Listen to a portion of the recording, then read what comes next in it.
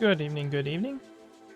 So the only news in the past week plus has really just been the Kissimmee results and the ensuing, ban in errata put in place by Jasco. So rather than trying just to do that and call it a news video, I was probably gonna foray into sort of talking about the meta a little bit anyway, and decided to just do a full thing, talking about sort of where things stand with the meta right now, looking forward to the UK RLE, and also the post-class reunion pack Kansas City RLE, coming up at the end of May, and just sort of where we stand, because, a lot of people feel like they didn't ban enough cards. I personally don't quite know why they didn't ban One with Nature, like many people. That's a bit of a weird absence, given that it's been a significant component of every deck that they've taken action against since it released, right? It was a big part of Kirishima, it's a big part of Tokoyami, it's a big part of Ojiro, at least the Earth Ojiro builds.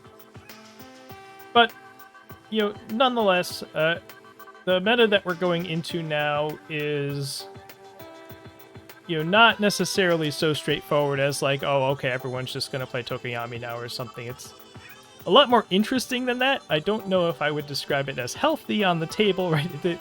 It might not lead to some of the best gameplay in the case of a lot of these decks, but it's at least interesting to talk about and sort of go over. So we're going to talk through that a little bit, and certainly some of this is informed by what happened at Kissimmee for sure. So we'll kind of reference that as we go. Yeah, so overall, I think there's a bunch of groups of decks that we have to think about here.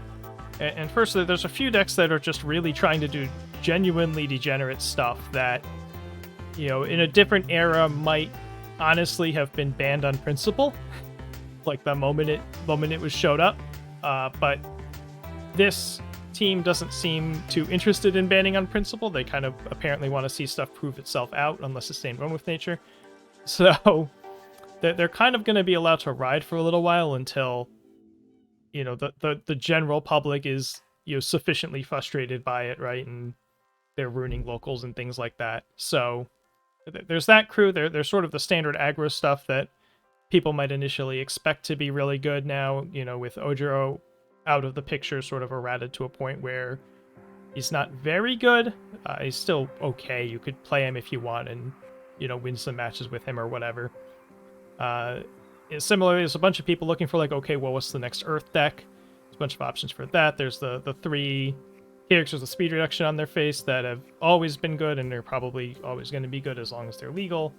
A bunch of five-handers that we saw, rise to the forefront in Kissimmee that people might be trying out, and then there's the stuff that's sort of always around, always good, and then some things you might see show up as counter picks depending on, which of the really degenerate stuff it proves out to be the most popular or whatever. So you're just going to kind of go through these. The first group and the stuff that's most likely to be sort of long-term gatekeepers with a little honorable mention that's not really that degenerate but kind of fits into this group is stuff that's really doing stuff that's just generally not considered to be okay historically. So you have this All Might True Form deck that showed up at Kissimmee. This was run by Andrew New. What's his name? His last name is New. And he was using basically an iteration on the Pippa Might deck where we're trying to one-hit KO people with Detroit Smash, but he's using All Might True Form to deploy the All Might 1, get some extra cards out of the deal early on, and leveraging Cremation to get that first momentum instead of having to play a bunch of Earth Fury stuff trying to make momentum. Just playing Cremation to make momentum. This deck runs 7 attacks, which, if you watched my history video, that's a red alert. That's a warning sign. That is not okay. That should never be okay. Jasco is allowing it for some reason. Charitably, they assume that there's enough, that if people are keen on this, there's enough stuff out there that's going to answer it, that this isn't, quote, a real deck. Which may or may not be true. We'll see how that pans out. It certainly had to sideboard into All Might 3 and was able to win some games like that. Just side in All Might 3 and a bunch of attacks and just become, a more traditional deck when it needs to. because there's stuff, it packs answers to all the stuff that can answer it, but it needs to find those things, and there are things like assets it doesn't really have a way to deal with, for instance. So if it runs into young heroes or League of Villains, it doesn't really have a way to get up and over those. So it's a sideboard All Might 3 plan that is workable. You know, is that good enough? You know, if the format's focused on it enough, is it, you know, really a real thing at all? We'll see. But what it's trying to do, it is trying to be very degenerate, right? That's sort of the story of all these decks, is they're trying to do something that's ridiculous. And we haven't seen at scale whether or not they're going to work necessarily, because it's just been a case here, a case there, or something that's in the future speculated, like this Jiro deck. So Future is Now Jiro doesn't yet exist because it's not going to be around until Kansas City. When we have the Clash Reunion packs, it'll only get like 1 weekend of provisionals even. So this is going to be hot off the press. It doesn't seem like Jessica's going to do anything about it. And the idea is pretty simple. Your Future Now shares a symbol with Jiro, shares the good symbol, and it makes your next attack ignore progressive difficulty. So, you know, on the first level, the very most basic thing you can do is play Futures Now with whatever else is in your hand. Drop Cannon Blast as your 6th card, and it's a 15 high for 19. Which one-shots Eraserhead and some 7-handers and is otherwise just generally ridiculous. You can also do this to queue up a Staff Strike string. You get to play Staff Strike a lot later with more foundations in front of it than you would otherwise normally be able to. And then, you know, you get to do Staff Strike Jiro things, right? Your Staff Strike's on a 6 instead of on an 8. You don't even need that many foundations to pass it, right? Don't even necessarily need to be running Advice for Winners or whatever, like these decks used to have to run. And you do the Staff Strike Jiro thing, where your Cannon Blast gets 6/6, or 7/7, and your Capture Net's the same. And then the other thing it can do is it can go, you know, into the Flash package, right? Future is Now queuing up into an Amplified Sound Blast is 6 speed low for 8, 9, 10, 11 damage, something like that. You can, instead of your Specialized Sound Waves fetching more and more Specialized Sound Waves, you can have your Specialized Sound Waves fetch a Futures Now, stack a 6 for that, play the Futures Now, and then play a Cannon Blast for a zillion. Right? So there's a bunch of different ways this leads to just some really messed up stuff, some really ludicrous stats, and sounds like, you know, some people have been doing some early testing with it. It seems pretty oppressive, but, you know, we'll see what happens at Kansas City. I would definitely keep this deck in mind. For Kansas City in particular, you don't have to worry about this for the UK RLE. It's not going to be legal yet. Any Giros you see are going to be kind of traditional air Giros. And yeah, the third deck is starting to make some rounds, is this Recovery Girl list, and the latest version of it's from Travis Tangeman, is using, you know, mid attacks and focused attack to have somewhat more significant damage output than some Recovery Girls have had in the past.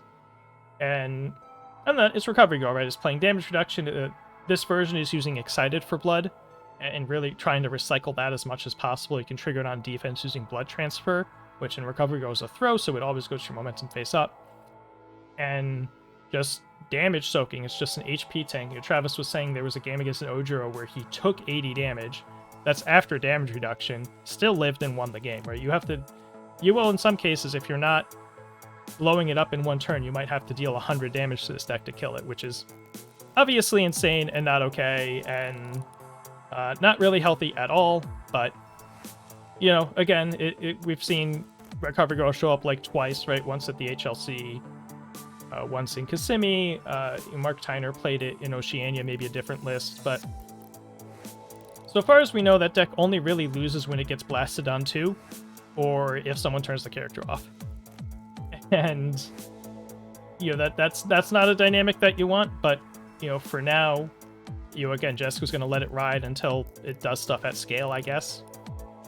So we'll see how that goes. And the honorable mention in the top corner, this isn't anywhere near as nuts as the other 3 things, but people are going to be trying to do this Award the Victor loop, where you can use Award the Victor and All Might's Mentorship with either Hardened Barrage or plus Ultra Smash to just continuously loop that one attack over and over and over again for however many cards you can afford to discard, or if you're Tiger, just forever. So this will usually be, you'll probably see this off of Tiger or Nezu for the most part.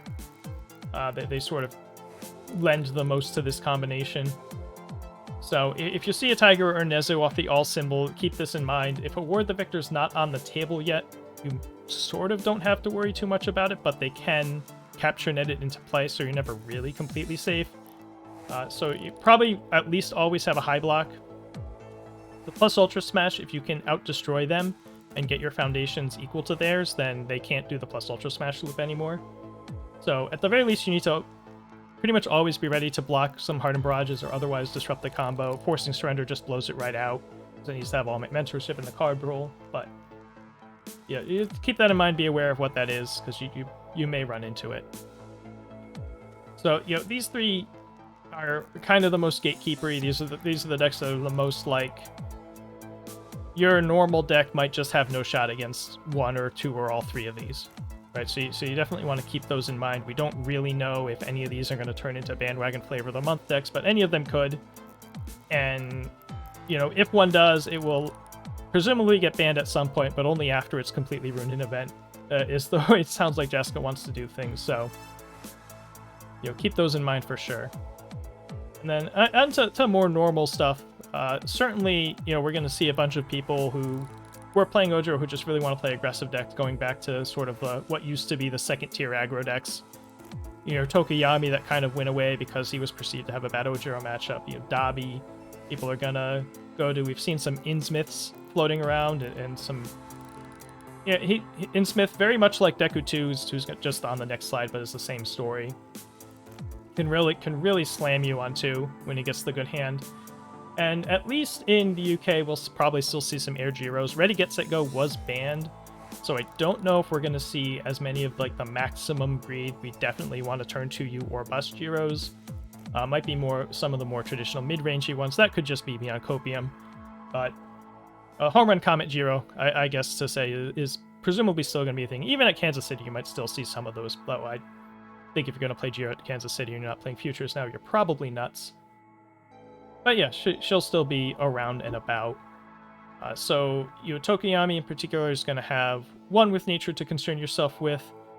The Dabi, I assume if you see any Dabis, you could see some all Dabis, but I think we've heard some like Fire, Fury, Pool Clear Dabis that can really pop off. Innsmith, we've seen some off of Evil or Water, whichever way he's got Tongue Whips and some card draw. He's just going to try to blast you in Jiro's Jiro. We know what Jiro does by now. So obviously, you know, this is sort of like the aggro bar that you need to be ready for.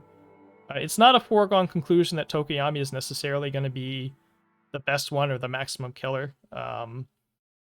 He did lose Stronger in Darkness, right? And that is a real thing. We haven't seen too much of Tokuyami since those bans, the Chrome Frog Takedown and the Stronger in Darkness. And he did. There was one that finished top 4 at the HLC. He's done fine. But the storyline that he's not good against Ojiro does mean something, right? It means that Tokuyami players didn't feel good about their chances of dealing 28 to a punching bag who making no effort to defend himself. And that's saying something, right? They obviously they needed to do it on turn 2 because they couldn't survive Ojiro's offense, which, you know, many decks couldn't. So that part's not really necessarily a slight on it, but it's very much if you're a 6-hander, then Tokuyami's probably not necessarily expecting to be able to kill you until turn 3, so you have some time to find your things or disrupt his handcrafting or what have you. Yeah, so, and then after that, there's now that Ojiro's gone, you've got a bunch of people that I think Earth is probably overrated, right? But you've got a mass of people that are like, okay, well, what's the next Earth deck, right? Earth is just stupid. Earth is just too good. And, you know, this is kind of keying off of, you know, obviously 2 of the 3 decks that have had action taken against them recently have been Earth decks, have been, you know, Kirishima and Ojiro primary, both played off of Earth, could be played off of other symbols. So, you know, there's a lot of general distaste for the Earth symbols, kind of been the flavor of the last 8 months or whatever of people just like gravitating to some Earth deck or another. So you got a bunch of people looking like, what's the next Earth deck? And these, you'll see people trying things ranging from like Aoyama and Deku 2 on the extreme aggro side. You could see people playing more defensive, you know, Kamui or Endeavor or Death Arms lists that are maybe a little bit more like a Kirishima shape than an Ojiro shape. We've seen some Deku 3 show up, kind of getting Breaker 2 on an attack every turn, on a block every turn is pretty good. And the Earth stuff that wants to be running very often, kicks and punches. And, you know, you get the stun 2 instead of a genuine speed bonus, right? all of these things you might see. You might see, Sato by still like relatively Kirishima state, still turns on. Doesn't turn on homage, right? But he does turn on the talented baker, and even has a character only ability on that. All this, there might even be other ones I didn't put in here, but people are still going to be trying to play Earth stuff. It's going to be generally a lot easier to defend against than it was in Ojiro's form, or even necessarily the really hot Kirishima 2 hands is probably going to be kind of the shape of some of the better ones of these, right? Maybe Aoyama a little more explosive than that, maybe Deku 2. But if you've been around, you pretty much know what to expect from Earth by now. Just not all going to have +3 speed this time, right? It's just going to be, if you can deal with one with nature or they don't find it, then you're maybe a little more okay, or snack time, right? And then, of course, we have the speed crew, the 3 characters that have plus or minus speed on their face that are just kind of going to be good in every meta, probably. Obviously helps a lot against the aggro decks to be able to reduce all of their speed by a bunch. Being able to boost speed is good for your offense, so all these characters have demonstrated that they're all quite good. People are going to keep running them. They're probably going to keep showing up in top cuts and what have you. Razorhead, maybe a little more dicey than the other 2 at the moment for Kansas City, if we think Futures Now is going to be a thing, because, as described, if he doesn't answer the Cannon Blast play, he actually just dies. Maybe we'll see more like little damage reduction abilities in Razorhead, so he lives at 1, so he's not literally one shot, but that's a little spooky. But all these characters are pretty much always going to be good. Usually going to be played by, at least Razorhead and Momo are going to be played by players that want to be doing a lot of like little interactions and stuff on the margins, and people think they're hard to play or whatever.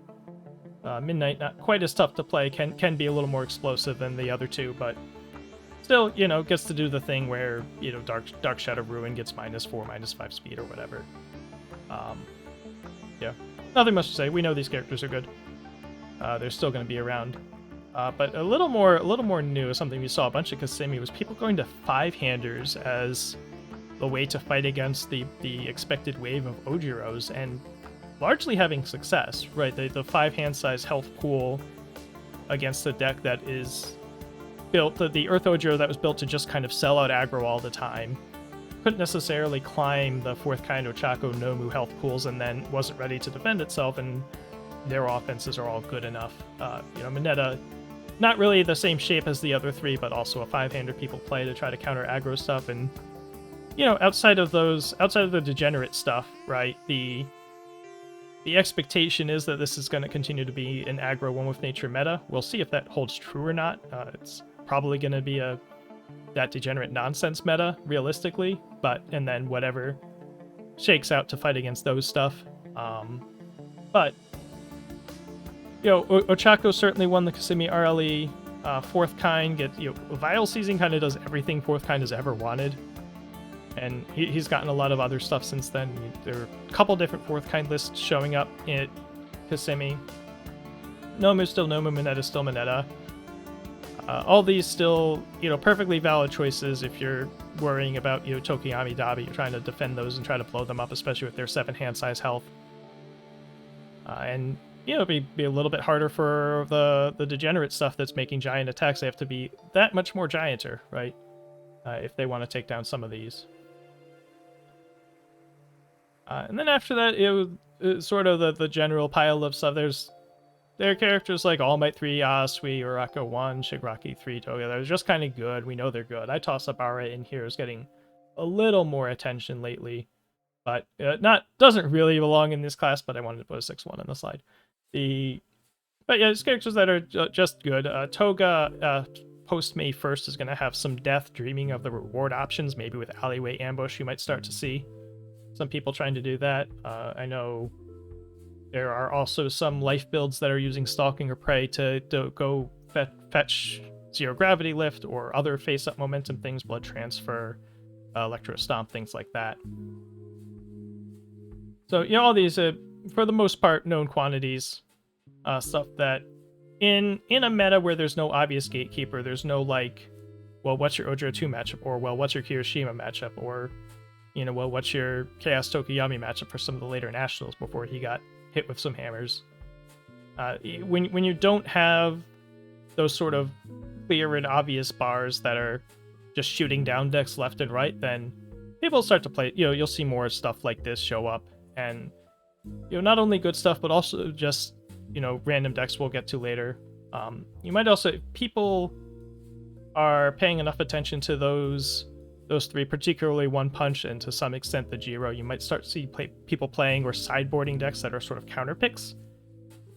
You know, characters like Toru Kurogiri can kind of mess up the Future Is Now lines, right? Those characters on their face just kind of shut that down. You know, Present Mike, Todoroki, Hiroshima, all pretty good against the One Punch stuff. Hiroshima good against, you know, giant Future Is Now things too. Tetsu, setting things to 1 damage.